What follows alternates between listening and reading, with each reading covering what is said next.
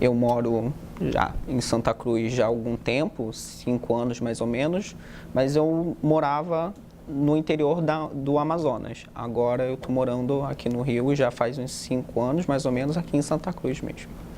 Eu não nasci aqui, eu só morei aqui. Eu nasci no Mato Grosso, aí fui para o Rio de Janeiro, aí do Rio de Janeiro fui para o Amazonas e depois voltei para o Rio de Janeiro novamente. É uma confusão porque meu pai é militar, então a gente disponibilizava desse trabalho dele, né? De saber onde a gente ia morar, esse tipo de coisas.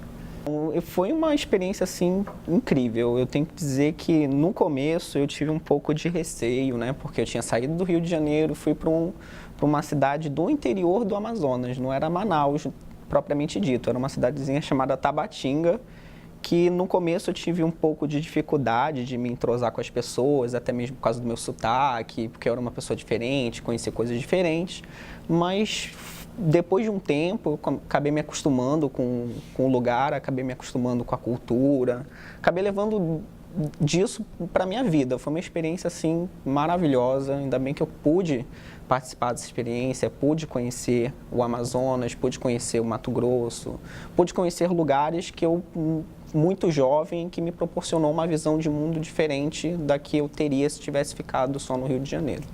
Saí muito novo, eu saí de Santa Cruz a minha primeira vez quando eu tinha 12 anos, mais ou menos. A coisa que eu mais lembrava, assim, memória que eu tinha de Santa Cruz, era da Ponte dos Jesuítas, porque o meu pai, ele era morador de Santa Cruz.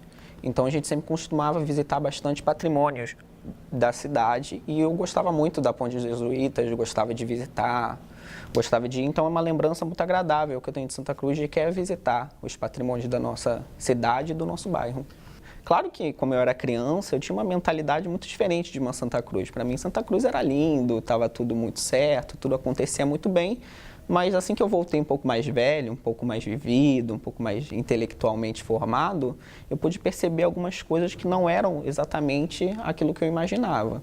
Começar pela própria estrutura da cidade, né? Os patrimônios que eram tão bonitos antigamente, hoje em dia estão sendo roubados, estão sendo pichados. A própria situação da cidade, a questão do lixo, a questão do transporte. Fiquei um pouco chateado, fiquei um pouco assim, chocado também. Porque a gente vê que são patrimônios que não são cuidados. E a ponte ele é tombado pelo IPHAN, ele é um patrimônio importante para o nosso Rio de Janeiro. E a gente vê que ele não tem uma visão, ele não tem um cuidado especial que ele merecia ter. Então, isso me chocou um pouco e foi o que mais me motivou a querer entrar numa certa militância de lutar por eles, lutar pelo bairro, lutar para que isso continue bonito daqui a alguns anos. Então, para mim, foi realmente um choque saber que ele já foi roubado, saber que não existe uma questão turística que o envolva aqui dentro da cidade, saber que algumas pessoas ainda não conhecem a ponte, mas conhecem o bairro, mas não sabem por que o bairro se chama Jesuíta. Então, foram questões assim que foram crescendo em mim aos poucos. Eu posso dizer que fiquei um pouco, acho que a palavra certa de saber dessa minha questão de sair de Santa Cruz e voltar é justamente esse choque. Essa coisa de que, como a gente é criança, tem um pensamento muito inocente e voltar com uma mentalidade diferente e ver que tudo aquilo que a gente sonhou não era exatamente aquilo que a gente imaginava para o nosso bairro. Porque eu sempre tive o Santa Cruz como se fosse o meu bairro favorito. Eu sempre morei aqui desde pequenininho. Então, tudo que é questãozinha, todo lugarzinho que eu visitei quando era criança é importante para mim, entendeu? Porque fez parte da minha formação. Eu sempre tentei, dos lugares que eu estava, participar até um pouco mais ativamente dentro dessas questões culturais, dessas questões de patrimônio. Então, sempre fui uma pessoa muito ligada à história, a essa questão cultural.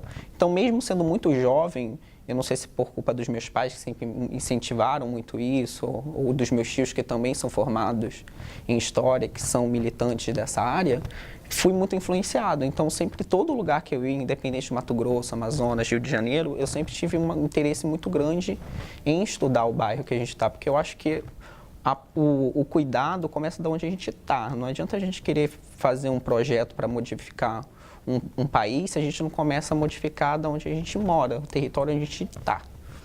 Eu acho que isso é importante. Eu acho que a minha orientação sexual, ela veio muito cedo. Os meus pais sempre me apoiaram, independentemente da orientação que eu escolhesse. Então eu sempre fui muito amado pela minha família. Então sempre foi uma situação muito normal, muito cotidiana. A gente sabe que não é uma realidade que acontece em todos os lares, com todas as pessoas, mas pelo menos para mim eu tive essa sorte de estar num lar onde eu era amado, independentemente da minha orientação sexual.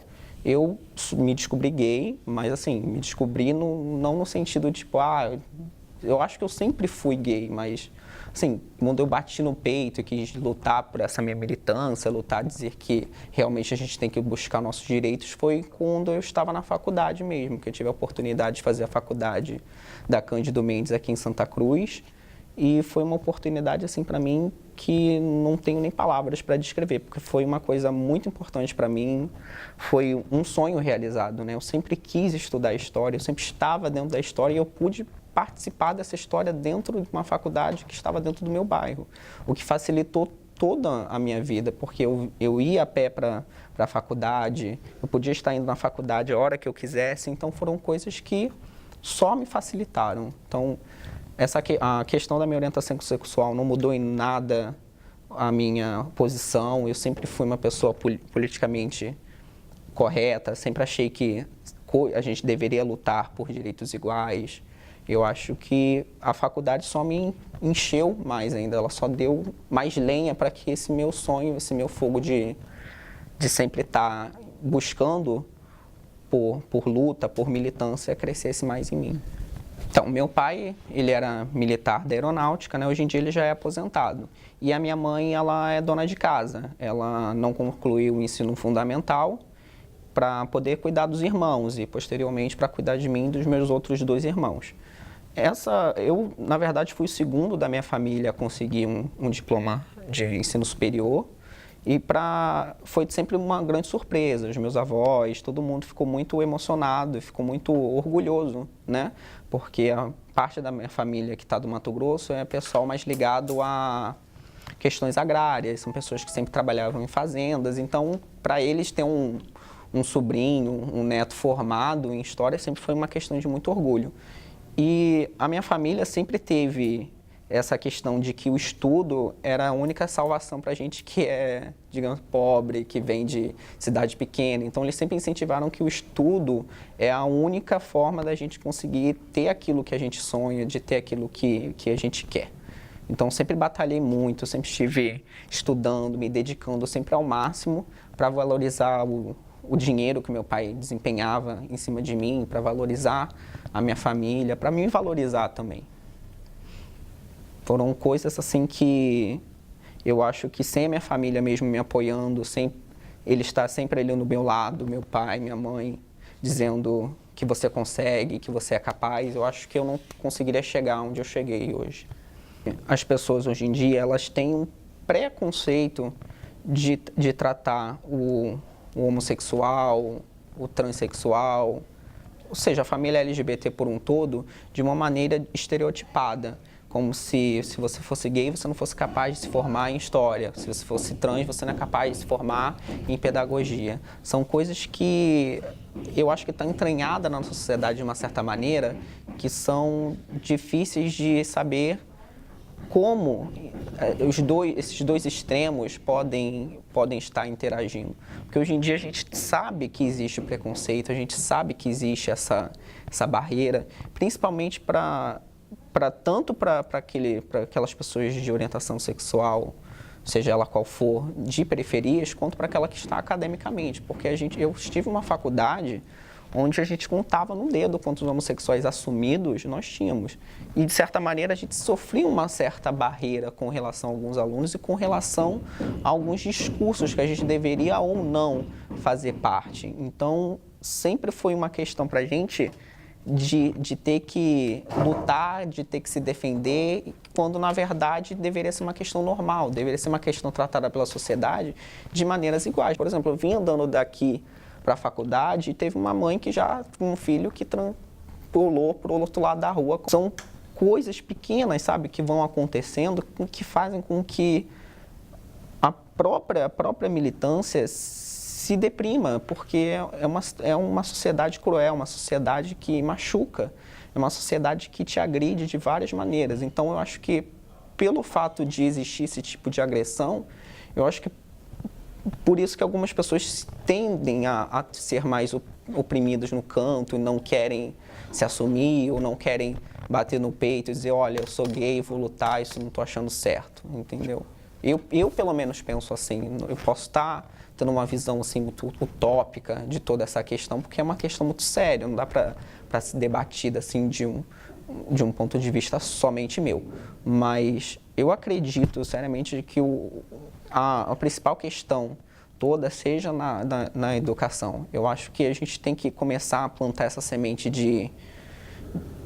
mesmo de fora preconceito, fora racismo, dentro das crianças, para que no futuro a gente possa ter cidadãos que possam ser seres pensantes e seres não preconceituosos. Acho que a partir do momento que o povo saber o poder que eles têm, o poder de que eles podem lutar pelos direitos, por você se juntar, a importância que tem um coletivo de pessoas, um coletivo de gente se juntar, independentemente de partido político, acho que o nosso Brasil vai continuar andando para frente de fato.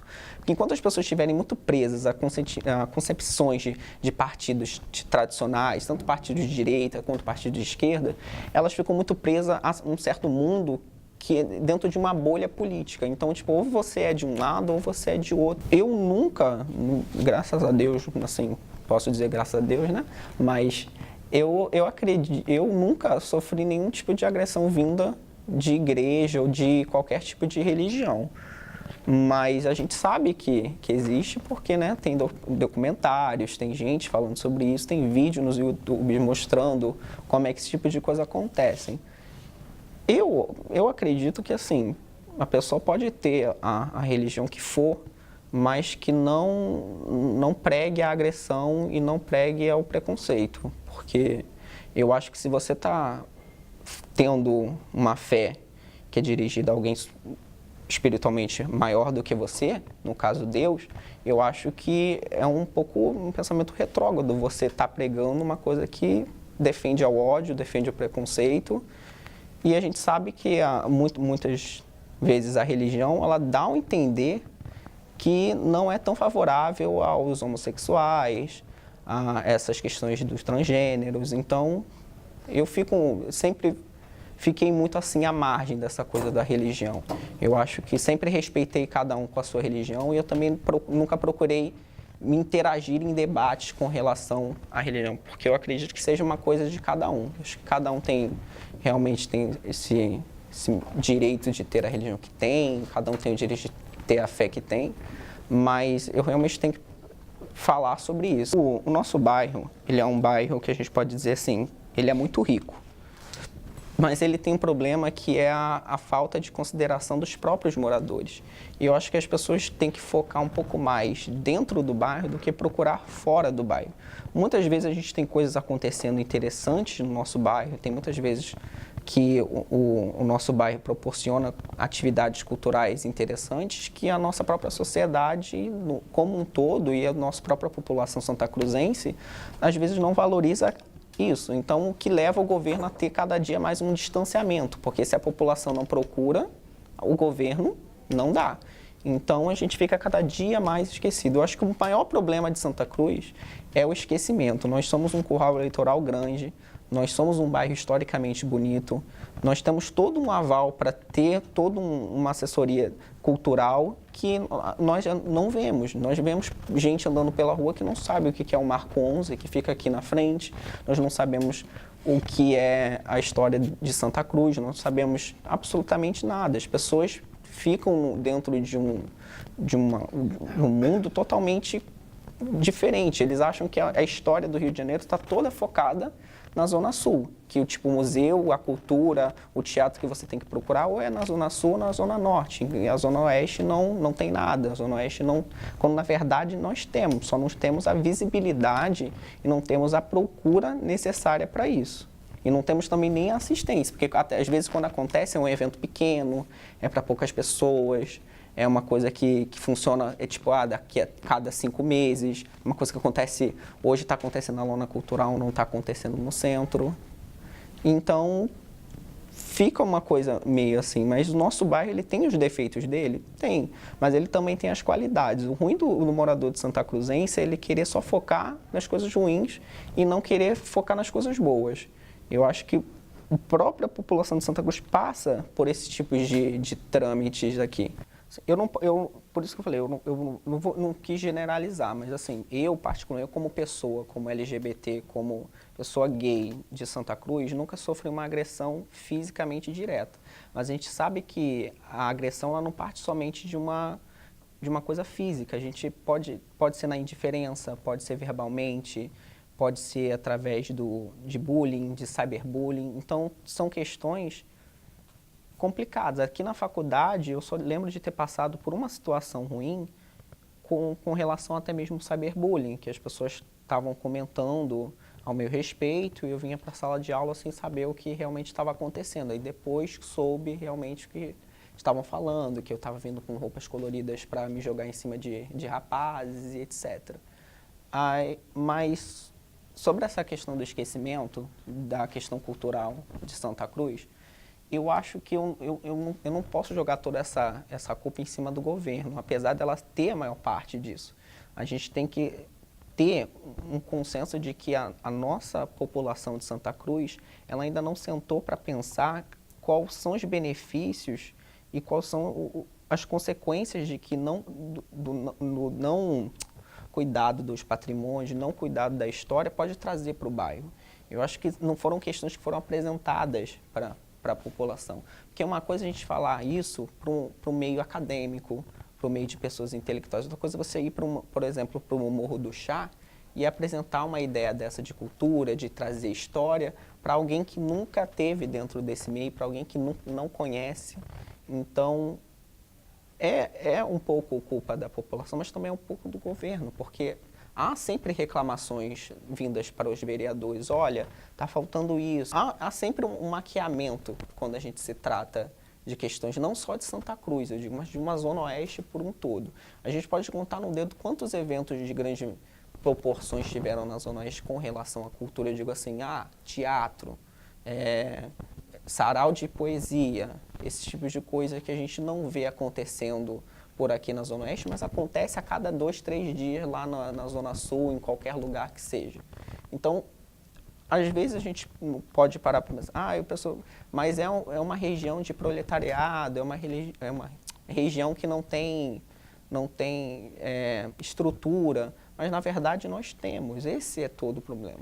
Entendeu? A gente tem faculdades agora aqui, a gente tem acadêmicos sendo formados aqui em Santa Cruz, a gente tem toda uma preocupação com a população, porque nós que somos de licenciatura, a gente está, na verdade, estudando para educar outras pessoas. Então, é um legado que a gente está deixando, não só para a nossa cidade, mas para um país. Então, são questões que a gente tem que parar para pensar e realmente, será que esse esquecimento da história do nosso bairro, esse esquecimento da cultura, é realmente só um problema do governo? Será que a gente, como população, não tem que parar para pensar, olha, será que a gente está fazendo a fiscalização que nós, como população, devemos fazer com relação ao nosso bairro? São problemas que parecem ser fáceis de resolvidos, parecem que é só você preencher um abaixo-assinado e entregar na prefeitura que logo eles vão fazer alguma coisa, mas é parte de uma questão cultural da população de Santa Cruz. Eu acho que deveria fazer um trabalho maçante, sabe? Trazer um projeto realmente significante para a nossa região, para que todas as pessoas parem e pensem, olha, esse aqui é o nosso bairro, esse aqui é o nosso lar. Nós temos que cuidar dele de uma maneira que seja benéfica para todos. Eu acho que não só nessa questão cultural, mas como sociedade. A gente sabe que questões de racismo, de homofobia, de agressões acontecem o tempo inteiro. Então, será que é realmente muito assim, alarmante a gente ficar buscando luta por esses direitos, lutas pelos direitos iguais das mulheres, lutas pelos direitos LGBT? Será que é uma coisa muito utópica ficar pensando nisso no dia de hoje? Eu acredito que não. Porque eu acho que tem que haver essa luta, tem que haver esse levantamento de bandeira, tem que ter gente levantando bandeira dizendo, olha, eu estou aqui para lutar por isso sim. A educação, ela deveria ser libertadora, ela deveria estar trazendo para os nossos alunos hoje questões muito mais fortes do que, nós temos que estudar história só para aprender datas e momentos históricos que nós vivemos. Nós temos que ter discussões muito mais aprofundadas para que no futuro, quando esses alunos tivessem saído das escolas, tivessem um pensamento diferenciado, assim como aconteceu comigo. Eu tive a oportunidade de estudar em várias escolas de estados diferentes e ter uma agregação cultural diferente de alguém que teria só vivendo numa escola só. Então, eu pude ter sido beneficiado por essa oportunidade, mas quem é da mesma cidade também pode ser. Não é uma coisa que, para você ter uma questão de educação sobre o seu bairro, estudar a história do seu bairro. Não são coisas que a gente vê falando no dia a dia, mas são coisas que a gente pode estar trazendo para dentro da nossa matéria, para a gente que é de licenciatura, no caso, para que a gente possa estar plantando essa pequena sementinha na cabeça deles, para que no futuro a gente acredite que estamos formando cidadãos formadores de opiniões melhores. Meu pai pagou a faculdade, sim, durante todo o meu processo de formação. E na verdade, foi uma oportunidade muito boa, porque a Cândido Mendes ela oferece convênio para quem era filho de militar. Então, eu consegui conciliar o meu dinheiro que eu já tinha com a nota do Enem, com a nota do meu convênio, então consegui pagar um bom preço para fazer faculdade na Cândido Mendes. Fazer uma faculdade que eu não ia gastar tanto quanto fizesse, tipo, por exemplo, uma faculdade na UVA, que eu gastaria um pouco mais e gastaria a passagem. Faculdade aqui, que eu fiz em Santa Cruz, eu ia e voltava a pé, podia guardar o meu dinheiro. Foi muito mais, digamos assim, gratificante para mim fazer faculdade aqui em Santa Cruz do que eu faria em outro lugar. Não, a pública sempre foi, na verdade, foi uma opção para mim. Eu, na verdade, iria para uma pública, eu fiz o Enem, só que o que acontece? Eu tinha recém-chegado no Rio de Janeiro. Logo que eu me formei na escola, eu prestei o Enem. Então, eu não tive um processo de pensar o que eu ia fazer depois da escola. Eu já sabia que queria ser professor de história, queria fazer história. Então, terminei a escola, fiz o Enem, tirei uma boa nota e iria para uma... Só que eu não conhecia muito essas questões de transporte, essa questão de ir para a Soropédica, que era no caso. Então, foram coisas que me assustou muito no começo, porque eu não tinha tanta familiaridade em andar no Rio de Janeiro. Então, pra gente que sempre... Eu morei em cidades grandes, mas a minha adolescência toda, essa minha formação de, digamos assim, sair de casa sozinho, ter um dinheiro próprio, foi uma questão de vir tardia para mim. Então, eu queria muito poder fazer uma faculdade que fosse próximo da minha casa. Foi quando surgiu a oportunidade de fazer a faculdade Cândido Mendes. Provavelmente continuarei dentro do sistema privado de faculdade, porque eu não vejo esse tipo de preconceito que as pessoas têm. Você fez faculdade pública, você fez faculdade particular. Eu acho que o conhecimento é único. Eu acho que se você se dedicar tanto quanto você se dedicaria em qualquer coisa, eu acho que tudo é possível. Eu acho que não é um diploma que faz um professor, é o que você aprende, é o conhecimento que você adquire durante toda a sua formação. Sempre foi um grande sonho meu ser professor de história, então foi uma coisa que eu fui construindo no meu decorrer dos anos, sabe? Então, quando eu tive essa oportunidade de fazer a faculdade, foi complicado, mas foi suada, foi ali, mês após mês, estudo após estudo, e quando eu finalmente consegui o meu diploma, foi uma sensação assim que eu não consigo nem explicar com palavras. Porque foi uma realização de um sonho, foi uma realização de, tipo assim, dever cumprido. Eu fiz tudo o que eu podia fazer e consegui chegar onde eu cheguei. Então, para mim, sendo militante LGBT, sendo essa questão de produtor cultural, sendo essa questão de orientador de pesquisa histórica, um pouco de jornalista, um pouco de aluno, um pouco de acadêmico, eu acho que foi até o professor disse, eu fui um pouco de tudo, uma camada de tudo, o que não necessariamente foi uma coisa ruim, mas foi uma coisa que só me engrandeceu cada vez mais. Então, ter esse diploma na minha mão, ter esse sonho realizado, ter essa oportunidade de poder exercer a minha profissão de professor de história foi a única palavra que descreve isso foi realização de um sonho. Então, pretendo seguir na minha carreira acadêmica, seguir sempre estudando, seguir sempre me dedicando para conseguir chegar onde eu quero chegar, que é em ser doutor de História. Quando cheguei no 5º período da minha faculdade, a gente resolveu formar um grupo chamado Salto Alto, Pisando Forte no Preconceito, que era um grupo que a gente tinha formado com 4 alunos de cada curso que a gente mais ou menos tinha afinidade, que era de pedagogia, que era a Cassiane, de letras, que era o Morgan, de direito, que era o Murilo, e eu de história. Então a gente levantou várias questões com, com relação a todos os temas que a gente achava polêmico, que a gente achava interessante ter um diálogo dentro do meio acadêmico, e levamos ao diretor, olha, diretor, a gente tem uma ideia, nós temos esse grupo, esse coletivo aqui da faculdade, o nome dele é Salto Alto, e a gente tem sempre essa oportunidade de fazer um trabalho na faculdade que defenda realmente esse tipo de visão. Porque eu acho que se você está no meio acadêmico e não passou por um tipo de experiência como essa, de ter uma palestra dessa magnitude, de ter um adquirimento de um conhecimento que não seja da sua área de conforto, eu acho que não é uma formação completa. Eu acho que se você está fazendo uma transição correta na faculdade, uma transição assim que se você se entrega de corpo e alma para aquilo que você está fazendo, eu acho que você vai ter uma formação muito mais benéfica do que uma pessoa que fez a faculdade só para conseguir realmente o diploma, entendeu? Assim, eu não vou dizer que via, mas a gente sabe que muitas pessoas procuram a faculdade de licenciatura por ser mais fácil, abre aspas, mais fácil, para conseguir logo um diploma de ensino superior para tentar concursos, para tentar fazer uma vida melhor. Não que essas pessoas estejam erradas, porque a gente sabe que tem questões que não tem como. Às vezes você tem que sustentar a família, às vezes você entra na faculdade com 3 filhos. Não estou dizendo assim que, mas eu entrei na faculdade e você não tinha nada, você só precisava estudar. Realmente, pensando dessa maneira, realmente não tive muito do que pensar, não tinha conta para pagar, eu não tinha filho para cuidar, eu só realmente tinha o que me preocupar com a faculdade. Mas eu acho que essa questão de se pensar faculdade, se pensar no que você vai fazer, é importante, independente de como está a sua estrutura familiar, independente de como é que está a sua vida social.